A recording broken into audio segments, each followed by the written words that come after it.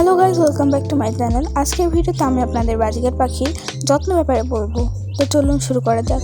Point 1, পাখিকে সুস্থ রাখতে এবং দ্রুত ডিম বাচ্চা পেতে হলে অবশ্যই আপনাদের পাখিকে সিড মিক্স দিতে হবে।